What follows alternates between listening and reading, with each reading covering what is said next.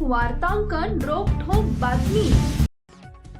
जागतिक बाजारपेठेत भारतीय तांदळाची मागणी कायम असून जानेवारी ते जून 2026 या 6 महिन्यात निर्यात 12.27 दशलक्ष टनावर पोहोचली आहे। मात्र जुलैपासून कार्गो कंटेनरची कमतरता आणि समुद्री वाहतूक खर्चात मोठी वाढ झाल्यानं निर्यातीच्या वेगाला ब्रेक लागण्याची शक्यता आहे। काही महिन्यांपूर्वी 1500 ते 2000 डॉलर्स असलेल्या एका शिपमेंटचा खर्च आता 7000 ते 7500 डॉलर्सवर पोहोचल्यानं निर्यातदारांसमोर मोठं आव्हान उभं राहिलंय। देशात पहिल्या 6 महिन्यात वेग घेतलेल्या तांदूळ निर्यातीची गती पुढील काळात कायम राखण्याचं मोठं आव्हान निर्माण झालंय। मागील वर्षी जानेवारी ते जून या कालावधीत भारतातून 11.68 दशलक्ष टन तांदळाची निर्यात झाली होती।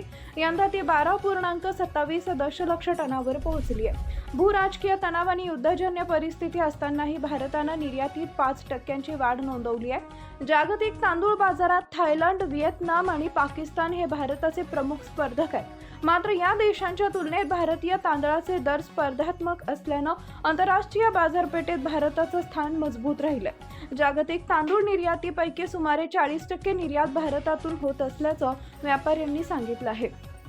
बिगर बासमती तांदळाच्या निर्यातीत सुमारे 9% वाढ झाली आहे। बांगलादेश, श्रीलंका, कॅमेरून आणि आफ्रिकी देशातून बिगर बासमती तांदळाला मोठी मागणी मिळाली आहे। बासमतीच्या निर्यातीला घट भरून काढत बिगर बासमतीनं देशाच्या एकूण तांदूळ निर्यातीला आधार दिलाय।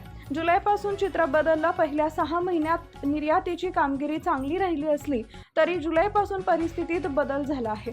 पहिल्या 6 महिन्यात तांदूळ निर्यातीत 5% वाढ झाली, ही सकारात्मक बाब आहे। मात्र जुलैपासून कार्गो कंटेनरची कमतरता आणि वाहतूक खर्चातील मोठी वाढ निर्यातीसमोर गंभीर आव्हान ठरते आहे। भारताला जागतिक बाजारातील स्थान टिकवायचं असेल तर सरकारनं कार्गो उपलब्ध करून देण्यासाठी आणि वाहतूक खर्च कमी करण्यासाठी तातडीनं उपाययोजना करणं गरजेचं आहे। महाराष्ट्रातील महत्त्वाच्या आणि ताज्या बातम्या पाहण्यासाठी आमच्या जय हो न्यूज चॅनलला सबस्क्राईब करा आणि बेल आयकॉन प्रेस करा।